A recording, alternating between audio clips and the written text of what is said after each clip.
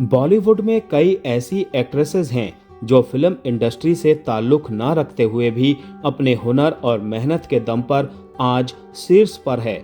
आज हम आपको एक ऐसी ही एक्ट्रेस के बारे में बताएंगे जिनका असली नाम चामुंडेश्वरी अय्यर था।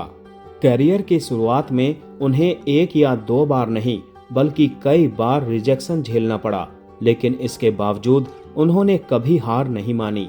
समय के साथ उन्होंने एक ऐसी फिल्म में काम किया जिसने उन्हें देश भर में पहचान दिला दी। दोस्तों, ये एक्ट्रेस कोई और नहीं बल्कि अदा शर्मा हैं। अदा को बचपन से ही एक्टिंग का काफी शौक था। उन्होंने छोटी उम्र में ही डांस सीखना शुरू कर दिया था, क्योंकि डांस उन्हें बेहद पसंद है।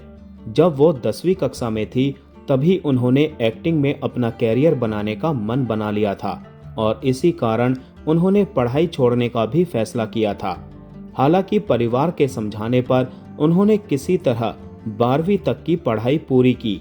इसके बाद उन्होंने पढ़ाई छोड़ दी और कथक में ग्रेजुएशन किया।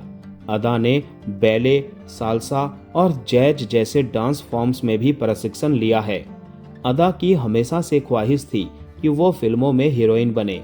जब उन्होंने बॉलीवुड में कदम रखा तो शुरुआत आसान नहीं रही। अपने लुक्स को लेकर उन्हें कई बार रिजेक्शन का सामना करना पड़ा। एक इंटरव्यू में उन्होंने खुलासा किया था कि कैरियर की शुरुआत में लोगों ने मुझसे साफ कहा कि मैं अच्छी नहीं दिखती, नाक की सर्जरी कराओ और अच्छी नाक पाओ। कुछ लोगों ने कहा कि अब बहुत देर हो चुकी है, अब तुम बदल नहीं सकते। उस वक्त ये बात मुझे बहुत चुभी थी और मैंने इसे दिल से लगा लिया। हालांकि बाद में मुझे धीरे धीरे एहसास हुआ कि अगर वो मुझे रिजेक्ट करना चाहते हैं तो वो ऐसा करेंगे, चाहे मैं कैसी भी दिखूं। लेकिन अगर मैं किसी रोल के लिए फिट हूं और मुझमें कोई कमी है तो वो मुझे किसी प्रोजेक्ट के लिए ले लेंगे।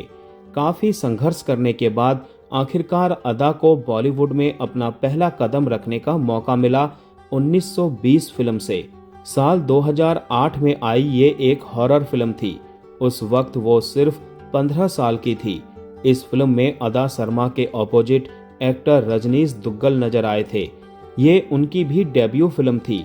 इस फिल्म के लिए उनको बेस्ट फीमेल डेब्यू का अवार्ड भी दिया गया था। हालांकि यह फिल्म कुछ खास कमाल नहीं कर पाई थी, लेकिन अदा शर्मा की एक्टिंग की काफी तारीफ की गई। हॉरर फिल्म करने के बाद वो रोमांटिक कॉमेडी फिल्म हम हैं राही कार के में नजर आईं। यह फिल्म बुरी तरह असफल साबित हुई। इसके बाद वो फिल्म हंसी तो फंसी में नजर आईं। इस फिल्म में उनके अलावा सिद्धार्थ मल्होत्रा और परिणीति चोपड़ा नजर आए थे, लेकिन ये फिल्म भी कुछ खास कमाल नहीं कर पाई। अदा शर्मा ने 2014 में तेलुगु फिल्म हार्ट अटैक से साउथ इंडस्ट्री में कदम रखा। इस फिल्म को काफी अच्छा रेस्पॉन्स मिला। उसके बाद उन्होंने son of Satyamurthy, Rana Vikram, Subramanyam for sale जैसी कई साउथ फिल्मों में अपने अभिनय का जलवा दिखाया। हालांकि उनकी फिल्मों ने बॉक्स ऑफिस पर तो अच्छा प्रदर्शन किया, फिर भी अदा उस मुकाम तक नहीं पहुंच सकी जिसकी ख्वाहिश हर एक्ट्रेस के दिल में होती है। साउथ इंडस्ट्री में काम करने के दौरान अदा बीच बीच में बॉलीवुड में भी हाथ आजमाती रही। उन्होंने कमांडो 2, कमांडो 3 और अक्षय कुमार की फिल्म सेल्फी जैसी फिल्मों में काम किया, लेकिन उनके किरदार कुछ खास ध्यान नहीं खींच पाए। फिर आया साल 2023, जब द केरल स्टोरी ने अदा की किस्मत ही बदल दी। इस फिल्म ने उन्हें रातों रात स्टार बना दिया। ट्रेलर रिलीज होते ही उनकी एक्टिंग चर्चा में आ गई।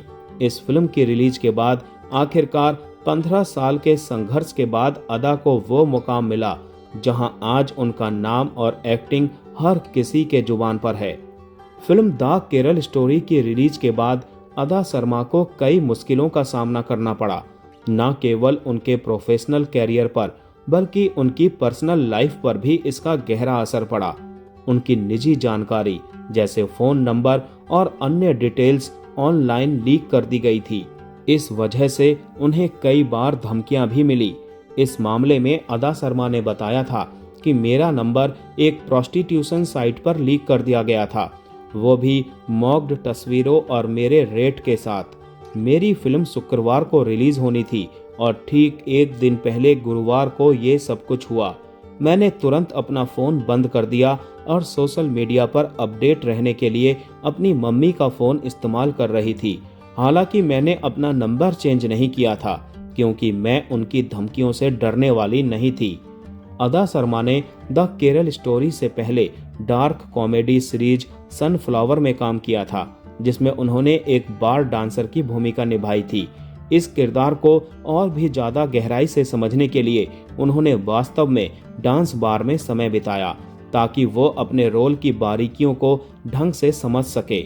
एक इंटरव्यू के दौरान अदा ने कहा था कि सिर्फ डांस करना ही काफी नहीं था, मुझे ये भी समझना था कि बार डांसर कैसे बैठती हैं, कैसे खड़ी होती हैं और परफॉर्म ना करते हुए भी खुद को कैसे पेश करती हैं। जब मैं वहां गई तो बार डांसर्स ने मुझे खुलकर ऑब्जर्व करने का मौका दिया, जिससे मैं उनके आत्मविश्वास और ग्राहकों से बातचीत करने के तरीके को बेहतर तरीके से समझ सकी। मैं रात 9 बजे वहां पहुंचती थी और सुबह 4 से 5 बजे तक वहीं रहती थी। अक्टूबर 2023 में अदा शर्मा ने दिवंगत अभिनेता सुशांत सिंह राजपूत के घर का लीज एग्रीमेंट साइन किया और अगले 5 सालों के लिए वो घर अपने नाम पर लिया। जैसे ही ये खबर सामने आई, अदा एक बार फिर चर्चा में आ गई। फिलहाल वो अपनी माँ और दादी के साथ उसी घर में रह रही हैं। एक इंटरव्यू में अदा ने बताया कि अब तक वो उसी घर में रह रही थी जहां उनके पिता रहा करते थे, लेकिन ये पहली बार है जब उन्होंने किसी नए घर में शिफ्ट किया है। अदा बॉलीवुड से 15 सालों से जुड़ी हैं, लेकिन इससे पहले कभी उनकी इतनी चर्चा नहीं हुई जितनी अब द केरला स्टोरी की रिलीज के बाद हुई। इन दिनों उनकी फिल्म और वो खुद खूब सुर्खियों में हैं। हाल ही में अदा शर्मा ने ये जानकारी दी है कि उनका असली नाम अदा शर्मा नहीं है, बल्कि उन्होंने केवल स्क्रीन के लिए अपना नाम अदा रखा है। एक यूट्यूबर को दिए इंटरव्यू में उन्होंने बताया कि उनका असली नाम चामुंडेश्वरी अय्यर है। उन्होंने कहा कि ये बोलचाल की भाषा में थोड़ा कठिन नाम है, इसीलिए उन्होंने अपना नाम बदलने का फैसला किया।